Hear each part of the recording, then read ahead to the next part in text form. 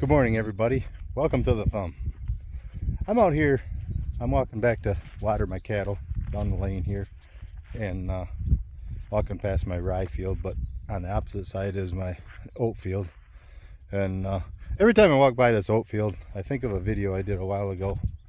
It's just, I think it was actually just a short, and talking about how all I used was molasses and calcium on it, and for fertilizer. But I got a comment on it, and it's just been grinding me ever since. But it was definitely a guy being sarcastic, and one of those guys that just want to argue, and apparently they don't have anything better to do than watch YouTube videos and cut people down. But anyway, he said, how can you call yourself regenerative if you still use Roundup? And I just kept sometimes if them comments get real bad, I just delete them. Some people get all upset about them. I don't get that upset, but this one did. I thought that was a good question. I mean, even though the way he said it was hurtful or whatever, he meant to be hurtful, I should say. It didn't really bother me that much, but in a lot of ways he was right. But I think my comment back was something like regenerative farming is a journey, I got thinking about it. I'm gonna turn this around. You don't want to look at my face all this time, but I got thinking about it, and I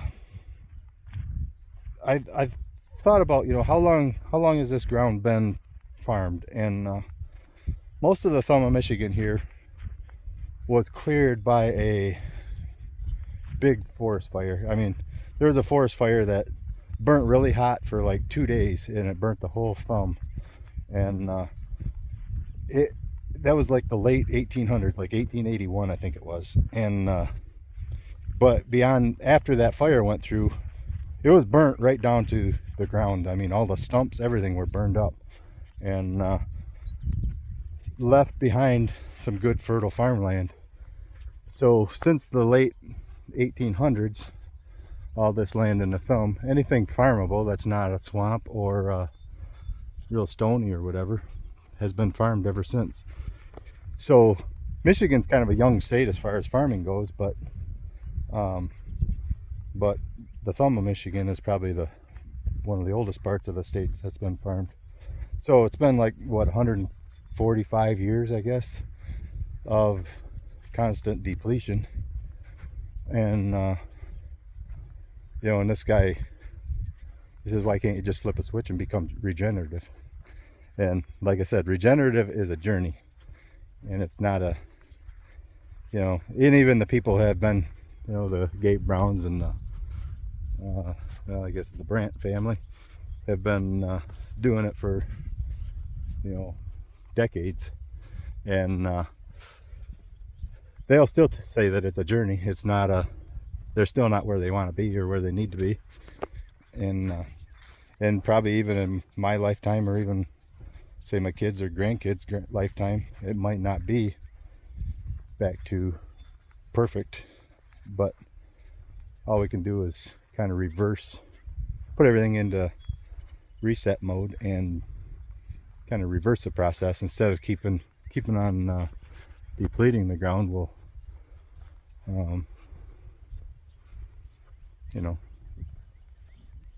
go the other direction, hopefully, every year.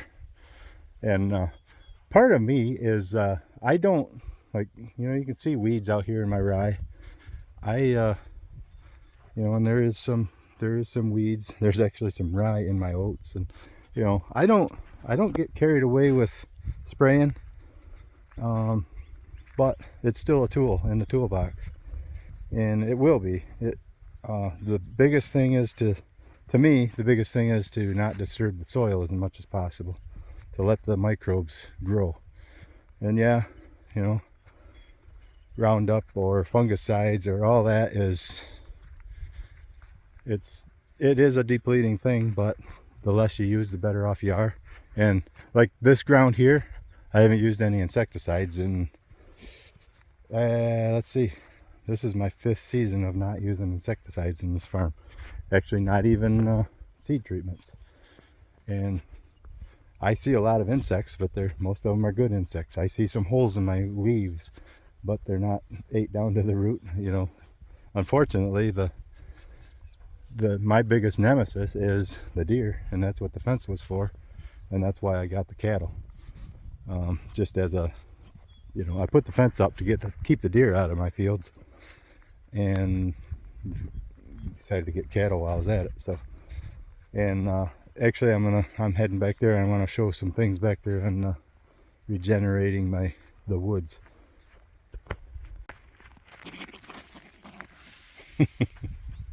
Well, that was kind of funny, but yeah. So here's where I just today's Monday, and just yesterday, no, Saturday, I got cattle out of this area. I left them on here a little longer because I wanted them to eat all that trash down a little more, or trample it, whatever they wanted to do.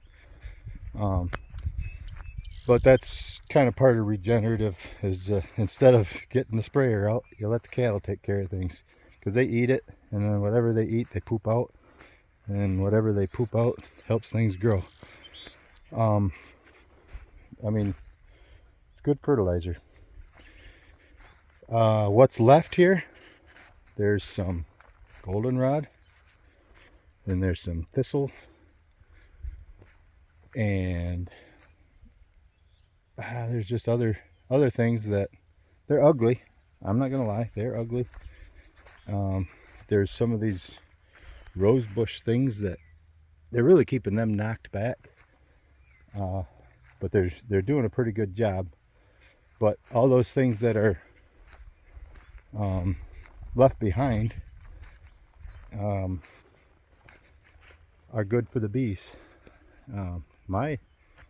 The guy that owns these beehives loves goldenrod. So I actually left this part of the woods. I turned the cattle into, actually, that cut through the woods there, that lane, that way, or that direction is where the cattle are right now. But I left this corner here by the, right here by the you know, by the beehives. I left that where the cattle weren't in there, because I'm going to let this stuff get mature. I mean, you look at all these flowering things. I mean, you could just, as I scan across, you could probably find a half a dozen things that are flowering right now. But that's the whole idea. But let me walk back here, and I'll show you more of what's going on with the cattle. So this whole area here was just kind of garbage. It was just grown up with all prickly bushes and everything. And then this is the second year they've been in this spot. And even the woods here, the woods was, well, that's about what this whole woods looked like. It was okay for the deer. I mean, they liked the cover, obviously, but I don't know how healthy that was, because any small trees really didn't get a chance to grow, because they were just getting shaded out by the raspberry bushes and those rose bush things and them vines. But so after I ran the cattle through, and I still do it when I have time, I'll come out with my nippers or my hedge trimmers and just trim all those invasive species. Works out really good. And I like this part here. I was trying to get them to eat this woodsy stuff down there, I guess you could call it woodsy stuff. So in the meantime, they kind of ate this lane down a little farther than I wanted them to, but this lane had already gone to seed. So my theory is that they eat the grass that has the seeds on it, and then they go into the woods and poop those seeds out, therefore seeding down the woods with desirable plants instead of this crap. So but yeah, so here is I'm coming up on the spot where I had them. So they've been in this part here for probably close to 30 days. It was just yeah, probably 30 days. And then right here is where they were 60 days ago. See how that's all growing up? Well, here's kind of a good dividing line. You can see on this side it's had a 60-day rest. Over here I just got them off of it. And I've only got the 5 cow-calf pairs, so it's not like I have a huge mob like some of these other regenerative guys have. But it's, you know, I use them to the best of that I can. So yeah, and this grass here, it's really growing good. And this was, there again, it was kind of grassy stuff, but it wasn't really desirable grass type of stuff. In this woods you could not see through. This woods over here on this side was more like this. I haven't had the cattle in here very much, so that's kind of why this is still the way it is.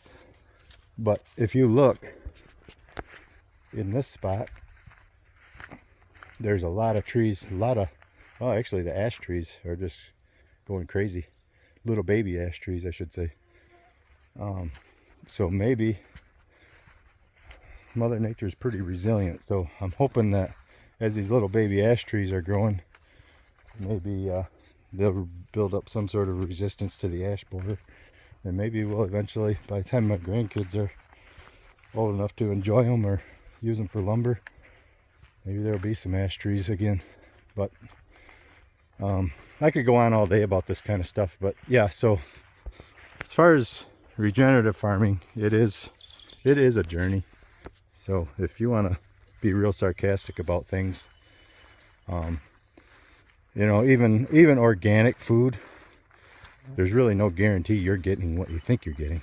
You know, the only way to know for sure is to get to know your local farmer and buy as much as you can locally from where you actually see it grown.